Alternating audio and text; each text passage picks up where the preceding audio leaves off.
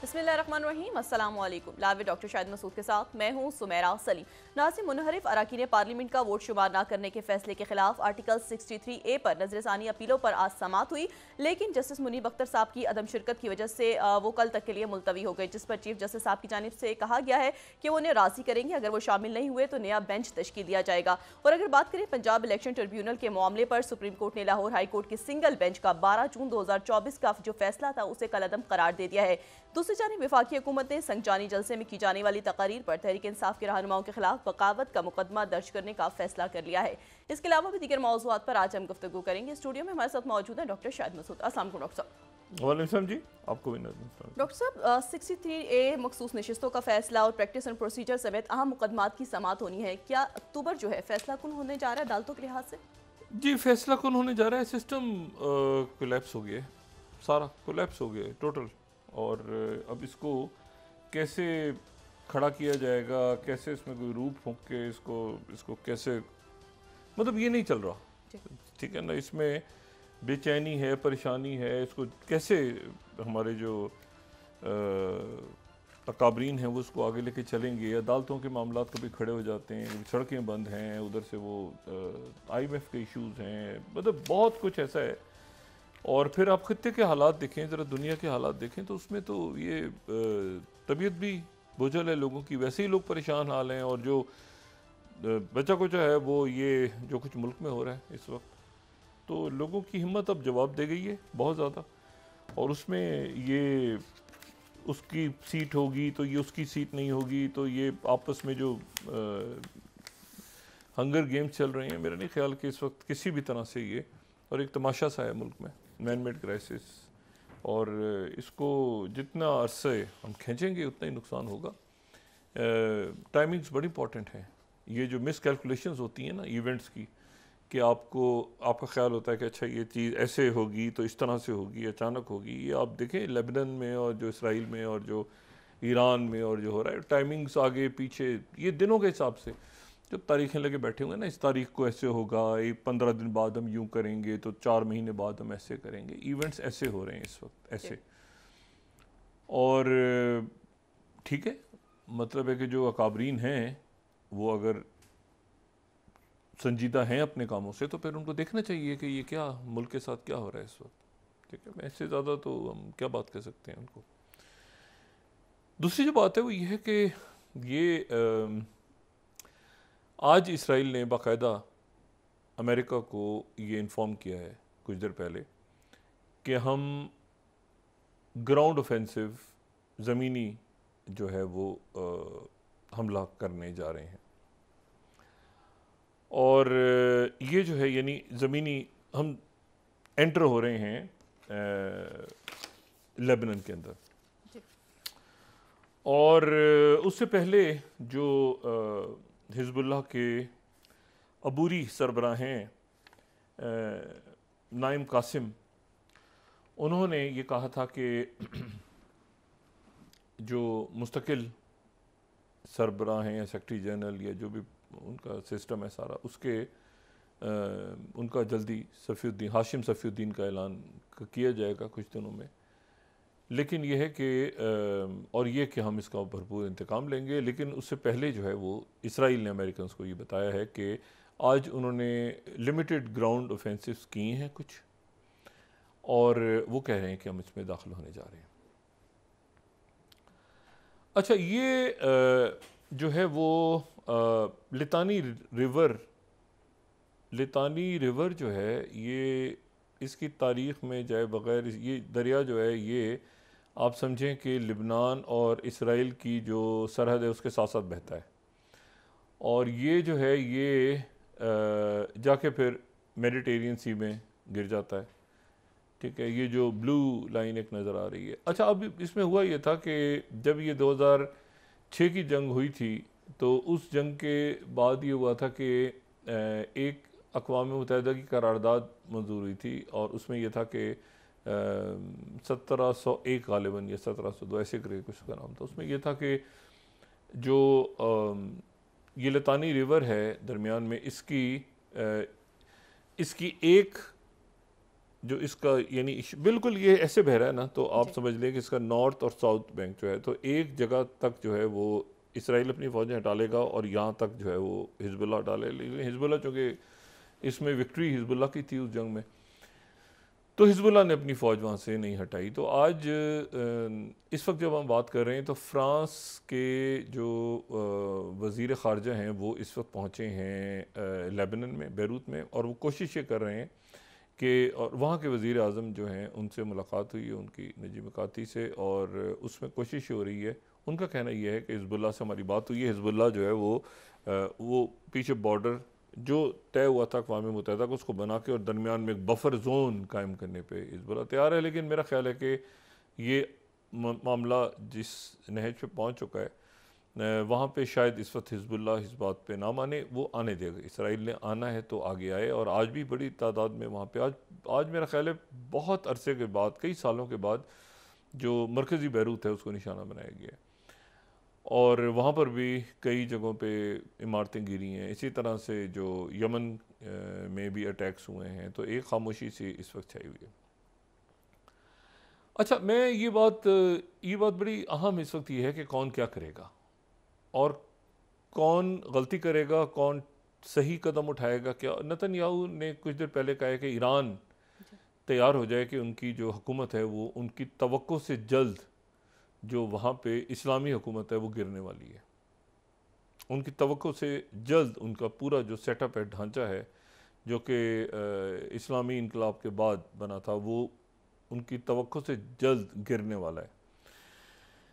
अच्छा, अब ये ज़ाहिर है कि एक धमकी भी हो सकती है, लेकिन इस वक्त जो सूरत हाल है उसमें मतलब है कि बड़ा मतलब फैसला कुन एक बड़ी जंग जो है उसकी तरफ दुनिया चली गई है। और सैयद हसन नसरुल्लाह जो हैं उनके बाद, और यानी आप देखें ना, हिजबुल्लाह की क़यादत भी और हमास की क़यादत भी। हमास की क़यादत तो इससे पहले शहीद होती रही है, शेख अहमद यासीन, जो कल भी मैंने बात की थी। और उसमें एक बात जो मैंने कल कही थी अपनी गुफ्तगू में, वो ये है कि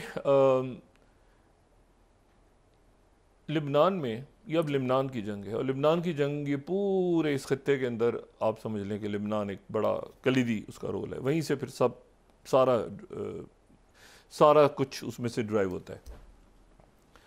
तो कल ही से मैंने बात की थी कि मैंने एक ऐसे ही मेटाफोर इस्तेमाल किया था कि 1974 से पहले क्या सूरत हाल थी। 1974 को इसलिए लिया था कि उस वक्त मूसा सदर जो है उन्होंने पहली बाकायदा शिया जो तंजीम है वहाँ पे कायम की थी, जो कि हरकतुल अमल थी।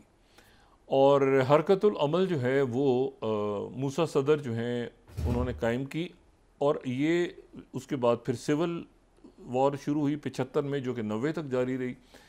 और दरमियान में 79 में जब इनकलाब ईरान आया तो हरकतुल अमल से हिजबुल्लाह से मुंसलिक जो लोग थे वो अलग हुए, और वो जो है वो फिर 1982 में हिजबुल्लाह कायम हो गई। अच्छा, अब यहाँ पर एक बात, अच्छा इसी तरह से दुरूज़, ये बात की थी कि दुरूज़ जो हैं उनके जो जुमलात फैमिली जो है वो दुरूज़ की नुमाइंदगी करती रही। मैरोनाइट्स वहाँ मौजूद थे, बहुत स्ट्रॉन्ग थे। पहले मैरोनाइट क्रिश्चियंस के दरमियान और फ़लस्तीनियों के दरमियान तो खाना जंगी हुई थी, शुरू तो ऐसे हुई थी, उसका क्लोजर कैसे हुआ ये अलग बात है। लेकिन सवाल ये है कि ये जब सारा हो रहा था तो आपको नज़र आ रहा है इसमें मूसा सदर नज़र आ रहे हैं, इसमें आपको नज़र आ रहे हैं फ़लस्तीनी, इसमें आपको नज़र आ रहा है ईरान, आगे जाके सारा अरब ममालिक कहाँ हैं? ये एक सवाल है ना कि अरब ममालिक इसमें कहाँ है? अच्छा, अरब ममालिक 22 हैं इस वक्त। अरब लीग के जो ममालिक हैं वो 22 हैं, और अगर हम इसको ले जाएं 1970 में, 1970 में ले जाएं इसको, तो 1970 में ये 22 अरब ममालिक जो हैं ये 14 हैं, 13 या 14 1970 में, ठीक है। और अगर हम इसको 50 की दहाई में ले जाएं तो सिर्फ 7 हैं, ठीक है। 50 की दहाई में ले जाएं तो 60 हैं, इसको हम अगर 60 की दहाई में ले जाएं तो उस वक्त जो है वो और कुछ तादाद उनकी 12-13 हो जाती है। फिर उसके बाद वो, तो ये जो है, ये अरब ममालिक जो हैं, ये आप इस तरह से देखें कि अरब ममालिक, ये अगर हम 1974 में चले जाएं जी। तो एक तो सऊदी अरेबिया है जो 1932 से अपनी जगह पे मौजूद है। इराक़ भी 1932 में सऊदी अरेबिया भी और इराक़ भी, ये दोनों ममालिक 1932 से हैं। अच्छा, शाम जो है वो, ये दोनों आज़ाद होते हैं बरतानिया से। सऊदी अरेबिया, अब अरब ममालिक को काउंट करें, सऊदी अरेबिया और इराक़, ठीक है, क्योंकि ये वही जो है, जब यहाँ पे ज़ाहिर है कि वो शरीफ मक्का और ये सारे मामले। अच्छा, शाम जो है वो फ़्रांस से आज़ाद होता है और वो 46 में आज़ाद होता है, और लिबनान भी फ़्रांस से आज़ाद होता है और वो 43 में होता है, वही जो उनका आइन बना हुआ है। और शुमाली यमन 1918 से है, ठीक है, जनूबी यमन 67 से है, लिबिया 51 में 1951, सूडान जो है 56 में बरतानिया फ़्रांस से, ट्यूनिस मौजूद है, मराकश 56, ये 56 में जो है ना, ये 56 में सूडान, ट्यूनिस, मराकश, ये 50 की दिहाई में बहुत सारे मुल्क, फिर 60 की दिहाई में 61 में आपको कुवैत नज़र आता है आज़ाद होता हुआ, आपको 62 में अलजायर नज़र आता है, और फिर 71 में 1971 में बहरीन, कतर, यूएई, अम्मान, ये आपको एक साथ खलीजी रियासतें बनती नज़र आ रही हैं। तो सवाल ये कि अरब ममालिक कहाँ थे?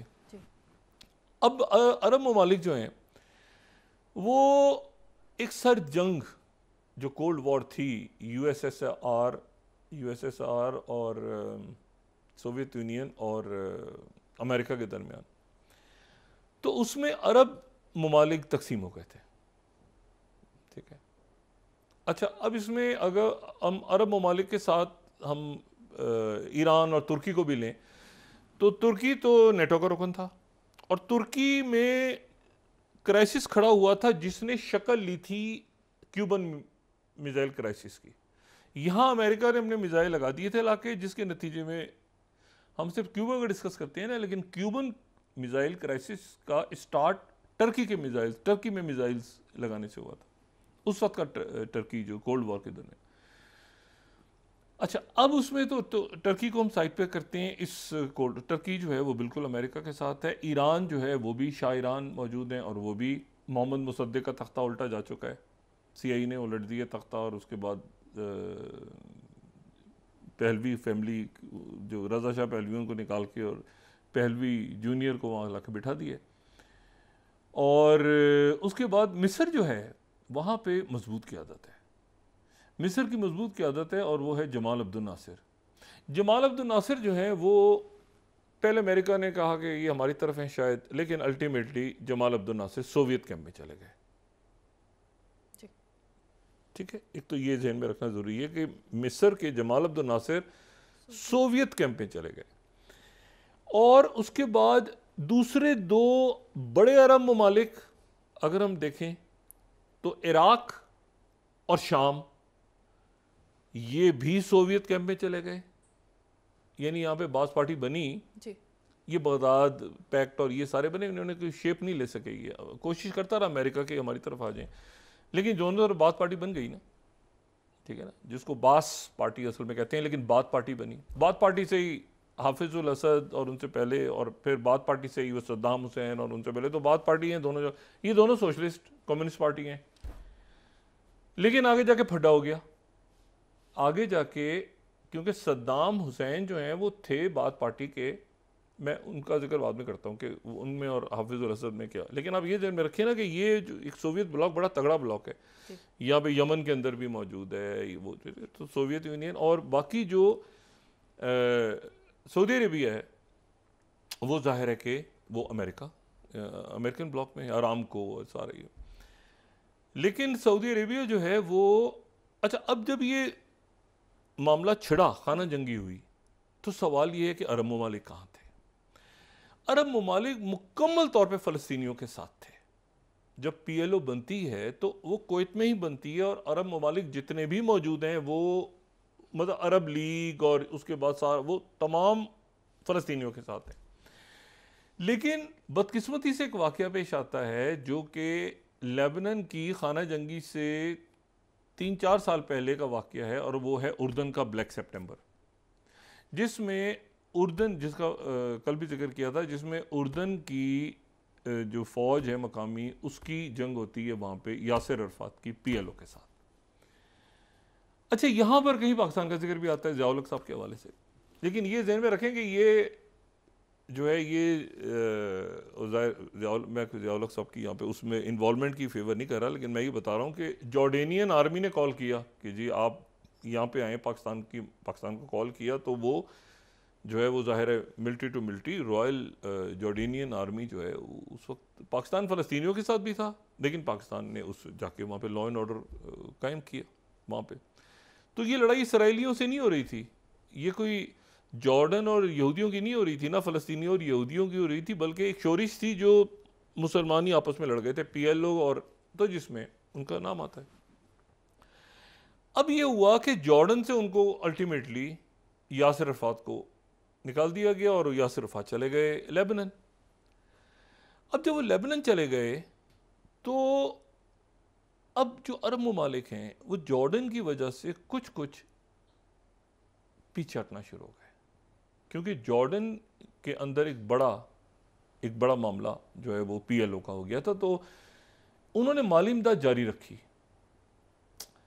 लेकिन और सफारती इमदाद भी जारी रखी, और तभी और उस वहाँ पर कहीं उस पूरी कशीदगी को ख़त्म करवाने में पाकिस्तान का भी एक रोल है, क्योंकि आप देखें ना कि 1900 यानी ये सिविल वॉर जब शुरू हुई है 75 की, और 70 में ब्लैक सितंबर हुआ है, तो दरमियान में आप देखें कि सूरत हाल कितनी कशीदा थी, और उस कशीदा सूरत हाल में लाहौर में इस्लामिक समिट होती है, जिसमें शाह फैसल भी होते हैं और यासिर अरफात भी आते हैं और कर्नल गद्दाफ़ी भी होते हैं और ये सारे लोग होते हैं। तो पाकिस्तान एक उस कोशिश कर रहा है कि सारे अरब मुल्क जमा हो जाएं जुल्फ़िकार अली भुट्टो साहब की क़यादत में,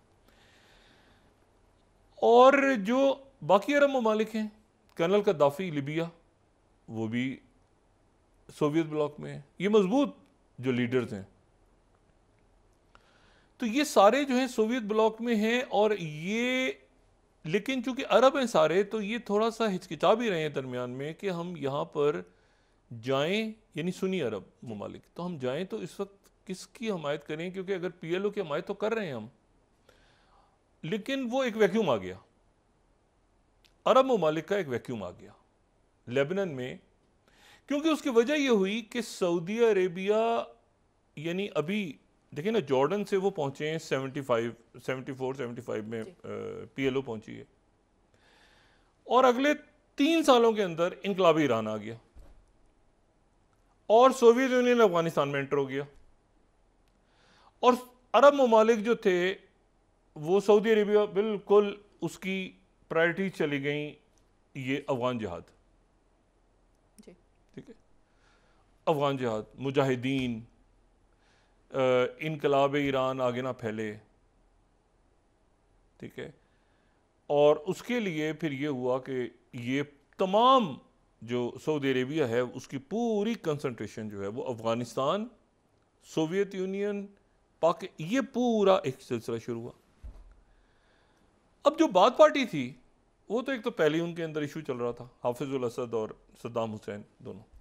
बात पार्टी सोशलिस्ट जो थी, वो बात पार्टी टूट के वो एक सोशलिस्ट, यानी बात पार्टी ही, आप अजीब तमाशा देखें कि बात पार्टी जो है वो सद्दाम हुसैन वाली बात पार्टी, वो जनाब मिल गई अरब ममालिक के साथ, और ये जंग हो गई शुरू, ईरान इराक 8 साल जंग। मैं इसको बहुत ही ओवर सिंप्लीफाई करके बस इसको बता रहा हूँ कि अरब ममालिक क्या कर रहे थे उस वक्त।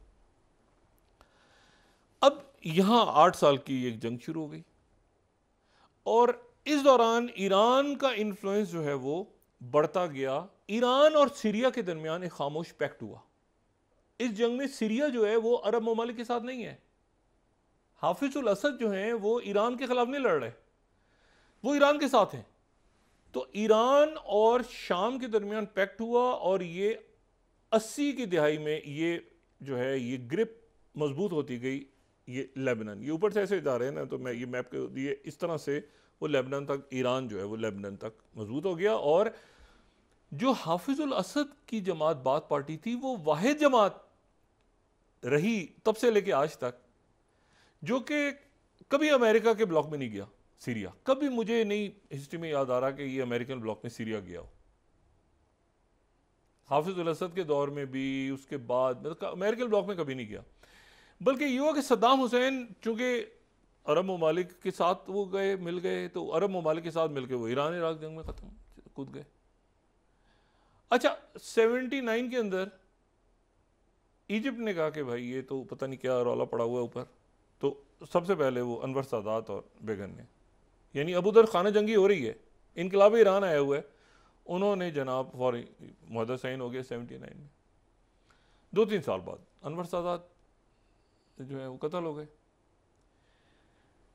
अब तो ये अरब ममालिक उलझ गए। उधर से इजिप्ट के अंदर जमाल अब्दुल नासिर थे ना, तो जमाल अब्दुल नासिर अनवर सादात का इसराइल से मुआहदा, कत्ल हो गए वो इजिप्ट उधर बिल्कुल साइड पे। इधर जनाब सऊदी अरेबिया, ये इनकलाब ईरान आ गया। इन्होंने कहा कि जी ये तो पूरी दुनिया में होना चाहिए ऐसा इनकलाब, जैसे ईरान में है, तो वो उधर उसको रोकने के लिए यहाँ पे, और साथ ही अफगान जिहाद में तो सारी दुनिया सकिन हो गई ना। अच्छा उस इस्लामी जिहाद वालों ने मारा था उस वक्त, क्योंकि इस्लामी जिहाद थी वहाँ पे, जिन्होंने मारा था अनवर सादात को, तो वो भी पहुँच गए इधर सारे। और वो जो ग्रुप था उसमें ऐमन ज़वारी, उसमें से आगे जाके अलकायदा निकलती है। अरब ममालिक यहाँ पे फंस गए इस चक्कर में। अच्छा अब ये जब ख़त्म होती है सारी, ये गिरता है, बर्लिन वॉल गिरती है, तो आप उसके साथ देखेंगे क्या सारे सामने वाक़यात के सामने आते हैं।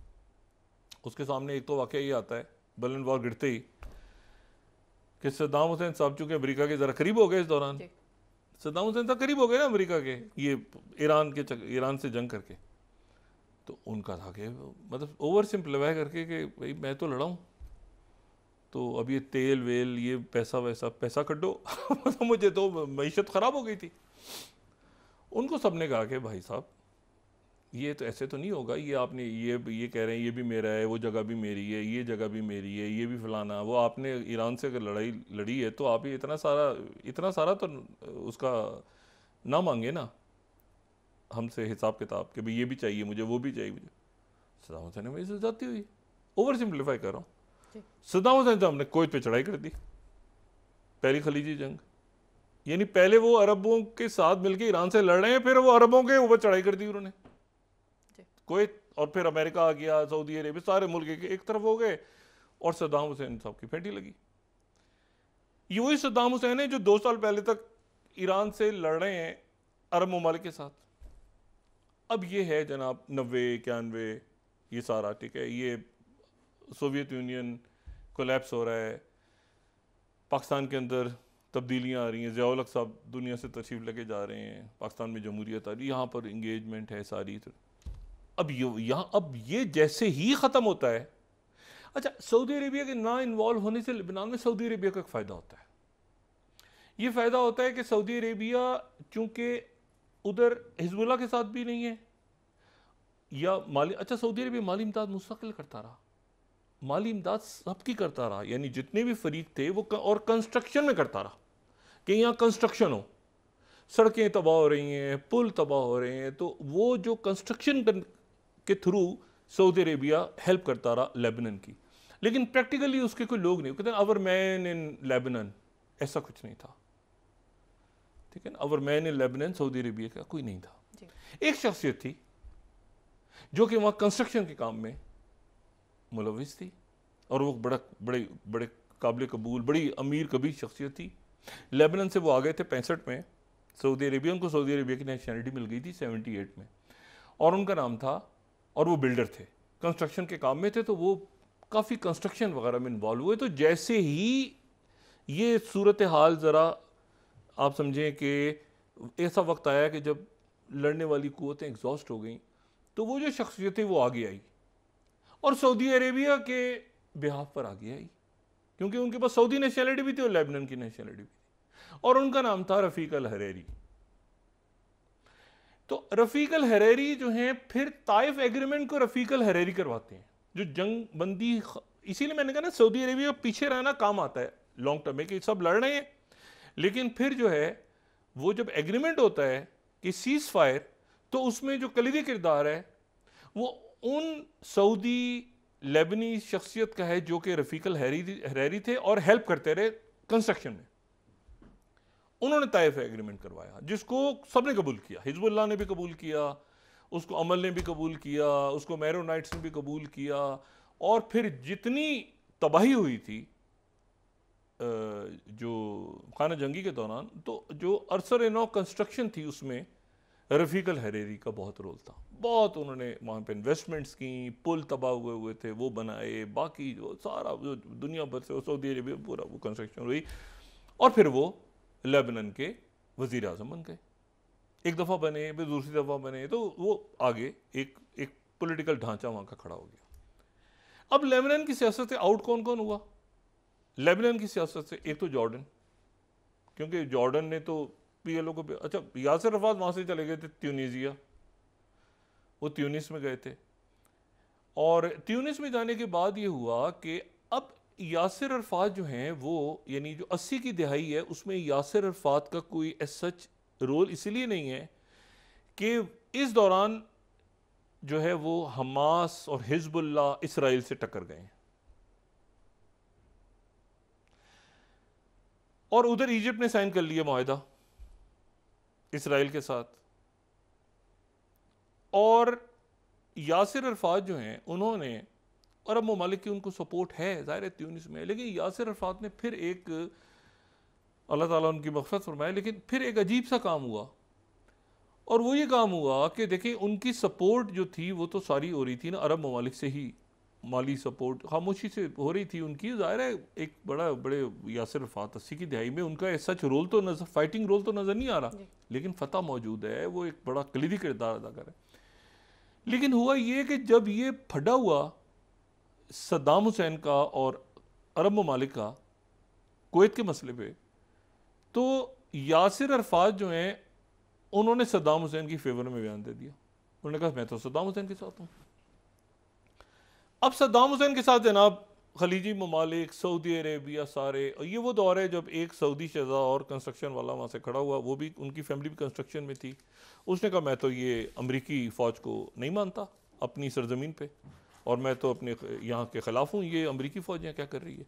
वो कंस्ट्रक्शन में काम छोड़ के वो वहाँ से शख्सियत रवाना हो जाती है, वो मतलब बहुत अमीर कबीर ख़ानदान, और वो जो हैं वो यानी ये 1991 की जंग में, और वो जो सऊदी अरेबिया छोड़ते हैं इस पॉलिसी से इख्तलाफ करके, वो हैं उसामा बिन लादेन। अच्छा, अब ये इस पूरी सूरत हाल में ये खलीजी जंग का फॉलो आउट हो रहा है, ठीक है। खलीजी जंग में उसामा बिन लादेन और यासिर अरफात ने उधर हमायत कर दी, तो यासिर अरफात की अरब ममालिक से हमायत और कमज़ोर हो गई। तो यासिर अरफात ने जब ये ओस्लो मुआहदा किया, यानी ओस्लो एकॉर्ड हुआ, तो उसके नतीजे में ये हुआ कि कैंप डेविड तो 79 में हो चुका था ना, कैंप डेविड तो 79 में, और 93-4 में, 93 में बहुत साल हैं दरमियान में, पूरी ये जंग है पूरी, आप समझ लें कि लेबनान की खाना जंगी है। तो 79 में तो कैंप डेविड हो गया था अनवर सादात के दौर में।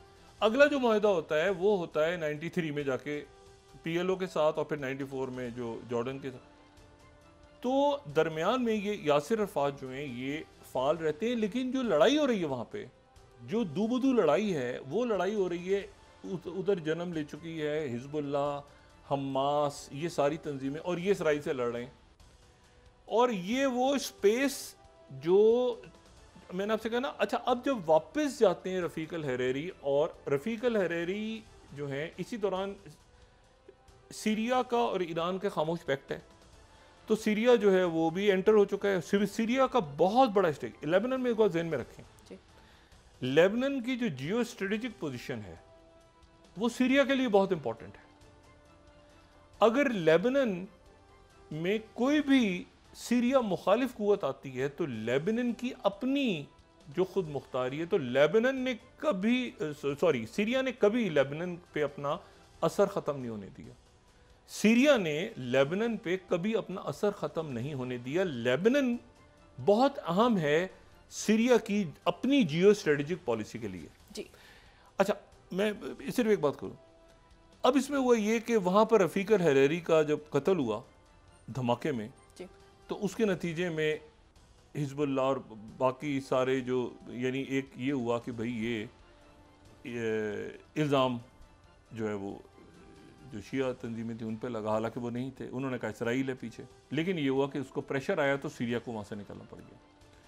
बाद में साद हरेरी आए, उनके साहबजादे रफ़ीक अल-हरीरी के, फ्यूचर मूवमेंट जो थी 2 दफ़ा वो भी वज़ीर आज़म बने, लेकिन फिर वो 2-3 साल के लिए, जब ये ईरान, ये अरब स्प्रिंग का जो दरमियान में जो गड़बड़ घोटाला चल रहा था, उन्होंने अपना इस्तीफ़ा भेज दिया यहाँ से, माइकल आवन ने माना नहीं उसको, फिर वो बाद में 2020 में हंगामे शुरू हुए, वो इस्तीफ़ा दे। अच्छा, अब ये तो अब आप देखें कि अब ये सिचुएशन ऐसी है कि ईरान, सीरिया, लेबनान, और अब ईरान, सीरिया और लेबनान अगर पीछे है तो अच्छा, फ़लस्तीनी इशू अपनी जगह है, और सऊदी अरेबिया, यूएई, इजिप्ट, ये वो तमाम फोर्सेस हैं जो, यानी इस वक्त सारे इकट्ठे हैं, लेकिन लेबनान को दोबारा कौन बनाएगा, गजा को दोबारा कौन बनाएगा, ईरान क्या करेगा, सऊदी अरेबिया क्या करेगा, यूएई क्या करेगा, इजिप्ट क्या करेगा। अब सारे मुल्क जो हैं, सऊदी अरेबिया ने इनिशिएटिव ले लिया यूरोप के साथ कि हम करेंगे 21 दिन का सीज फायर प्लान, भी कहीं डिस्कस हो रहा है कि वो रोका जाए इसको आगे बढ़ने से, क्योंकि लेबनान में अगर एंटर होती है, इसराइल एंटर होता है जी, तो फिर वो किससे लड़ेगा वहां किससे, मतलब कत्ल करता जाएगा, मारता जाएगा लेबनान के लोगों। अब देखें, अब फलस्तीनी शहीद नहीं हो रहे मगरबी किनारे पे और वहां पे, या एक ग्रेटर इसराइल जन्म ले रहा है। अब जरा वक्फा ने उस पे भी बात कर लेते हैं, क्योंकि देखिए लेबनान में एंटर हो गया तो फिर आप उस मैप को ले आए ना, अगर तो ये 2 स्टेट नहीं है तो फिर वो ग्रेटर इसराइल है जी। ब्रेक के बाद डिस्कस कर लेते हैं। नाज़रीन वापस आते हैं एक छोटे से ब्रेक के बाद।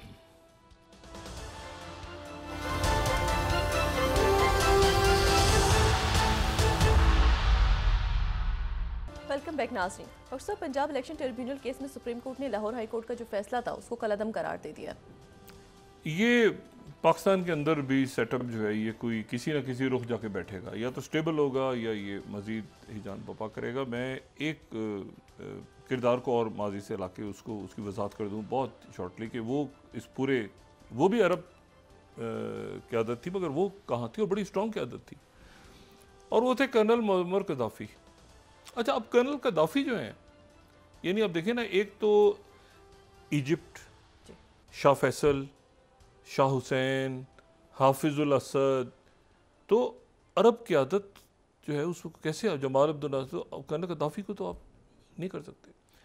लेकिन कर्नल कद्दाफ़ी का मामला ये रहा कि कर्नल कद्दाफ़ी जो हैं वो, एक तो उनकी यासिर अरफात से नहीं बनी कभी भी, तो उन्होंने अबू नदाल ग्रुप को सपोर्ट किया।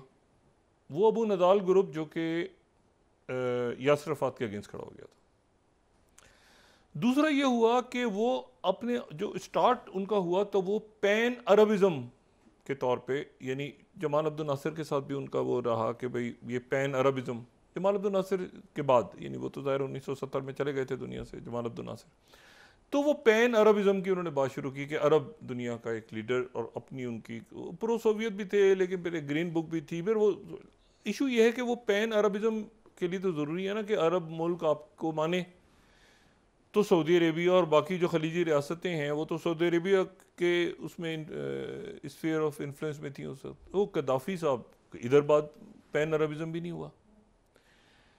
साथ ही ये हुआ कि वो ग्रेजुअली वो पैन अरबिज़म से वो चले गए पैन अफ्रीकनिज़म की तरफ, यानी अफ्रीकन यूनियन उन्होंने 2002 में बनाई। 1998 उन्होंने ग्रेजुअली ये कहा कि अपने मैं किसी तरह से ताल्लुकात बेहतर बनाऊँ, ये कोल्ड वॉर ख़त्म हो रही है तो अपने ताल्लुकात को मगरबी मुल्कों के साथ मैं बेहतर करूं। तो उन्होंने लॉकरबे बॉम्बिंग जो थी उसकी जिम्मेदारी कबूल की। उन्होंने कहा कि मैं उनको पैसे दूंगा जो लीबिया पे इल्ज़ाम था। और फिर 2000 में जो है वो ये हुआ कि उन्होंने ग्रेजुअली अमेरिका से भी बातचीत उनकी शुरू हुई। कॉन्डोलीज़ा राइस तशरीफ़ लाई लिबिया 2004-5 में, आगे पीछे की। कॉन्डोलीज़ा राइस लिबिया आई और वो कर्नल कद्दाफ़ी से उन्होंने मुलाकात की। ये गए बरतानिया, इन्होंने टोनी ब्लेयर से मुलाकात की। ये 2004-5 ये आगे पीछे। और कर्नल गद्दाफी जो हैं उसके बाद वो 2009 में उन्होंने यूनाइटेड नेशन से खिताब किया। ये 69 के बाद उनका दूसरा खिताब था। और कोई मुलाकात उनकी अमेरिका में नहीं हुई, लेकिन वो गए थे, कॉन्डीजा राइस आई और निकोलस सरकोजी भी आए फ्रांस के, उन्होंने भी विजिट किया लीबिया। तो वो ग्रेजुअली अपने आप को बेहतर कर, ताल्लुकात को बेहतर बनाने की कोशिश कर रहे थे, लेकिन इस तरह अरब स्प्रिंग शुरू हो गई और वो उसमें दुनिया से चले गए। तो अरब लीडर्स जो हैं वो इस पूरे में, जो मैं आपको बता रहा हूँ ना कि वो कैसे हुआ कि वहाँ पे, अच्छा जो वाहिद प्रोमिनेंट यानी सऊदी, यानी वैसे तो अरब हम कहें तो सीरिया तो मौजूद रहा वहाँ, सीरिया तो लेबनान में आज भी, मैंने आपसे कहा ना कि सीरिया जो है वो उसके लिए जियो स्ट्रेटेजिकली वो अपना एक फ्लैंक समझता है लेबनान को, कि लेबनान इस तरफ से जो है वो बहुत अनसेफ होगा अगर वहाँ पे कोई अनफ्रेंडली सेटअप आ जाता है। ये नहीं कि इसराइल आ जाता है, इवन कोई अनफ्रेंडली सेटअप भी आता है तो वो भी सीरिया उसको ज़रा जियो स्ट्रेटेजिकली बड़ा मजबूत मुल्क है, पुराना मुल्क है सीरिया। तो सीरिया के लिए बड़ा इंपॉर्टेंट है कि वहाँ कोई ऐसा सेटअप, ऐसे लोग ना आके बैठें जो सीरिया के लिए प्रॉब्लम बने। सीरिया अभी तक आप देखें ना ज़रा खामोश है, बशारुल असद ज़रा खामोश है, वो देख रहे हैं इस पूरी सिचुएशन को। लेकिन सीरिया जो है जो भी कुछ करेगा वो ईरान के साथ, उसका एक पुराना सिलसिला है जो कि आप समझें कि उस दौर का है, जो जब ये सारे तनाज़ात शुरू हुए थे, अरब ये इराक ईरान वॉर और सारा 80 की दहाई से। तो इस वक्त सीरिया की तरफ से स्टेट में कोई नहीं है, लेकिन सीरिया जो है वो खाना जंगी में उलझा रहा है दरमियान में, जो सिविल वॉर हुई है सीरिया में, जिसके नतीजे में हिजबुल्लाह के लोग वहाँ गए और एक्सपोज हुए हैं, जो मैंने कल भी बात की थी कि वो नारे लगा रहे हैं और पिक्चर तस्वीरें, और वो ऑटिज़म जिन बच्चों को है वो उनके पूरा वो, क्योंकि जो 2000 की दिहाई है वो है मशीन लर्निंग की दिहाई, ठीक है ना। आर्टिफिशियल इंटेलिजेंस का जो मशीन लर्निंग है बहुत ओवर सिंप्लीफाई, 2000 से, और फिर 2010 के बाद की जो है वो डीप लर्निंग और ये न्यूरल नेटवर्क्स और ये सारा, और फिर 2000 ये जो दिहाई अगली शुरू हुई है 2001 से, ये है जेनेटिव आर्टिफिशियल इंटेलिजेंस। तो अब ये है कि इस दौरान वो बच्चे एल्गोरिदम्स के ऊपर काम करते करते करते उन्होंने ये तस्वीर उसके साथ जोड़ी, अच्छा ये आदमी, इसकी ऐसी आवाज़ है, इसकी ऐसी इंटेलिजेंस, वो पेनिट्रेट करते करते करते करते वो जो था वो पूरा उनका, जो मैंने आपको बताया कि इसराइल का मोसाद का सिस्टम आगे चला गया। अब जो ये मुल्क हैं ये देख रहे हैं कि हमारे अंदर पेनिट्रेशन कितनी हो गई है, और पेनिट्रेशन कितनी हो चुकी है, ये जो कम्युनिकेशन सेटअप है ये कहाँ तक जा चुका है, कितनी हो चुकी है, और इसके काउंटर जो है, जो दूसरी फोर्सेस हैं इसको, क्योंकि अब ये तो बड़े लेवल पे चला गया ना मामला। अमेरिका में बहुत से लोग थ्रेटन फील कर रहे हैं अपने आप को इस वक्त कि इसराइल के पास क्या वो टेक्नोलॉजी भी है, ठीक है, जो कि नेटो के पास नहीं है,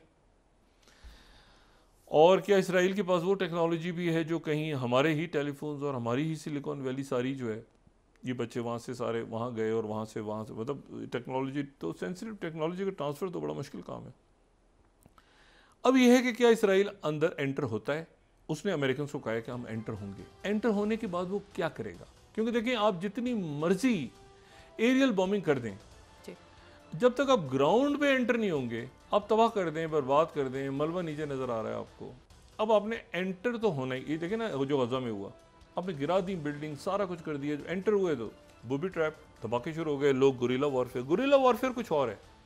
अफगानिस्तान में भी ऐसे हुआ था, कारपेट बॉम्बिंग हो गई ख़त्म, तबाह तोरा बोरा, बुड़ा दिया चीज़ें वीज़ें उड़ा के ग्राउंड टू एंटर हुई ट्रैप।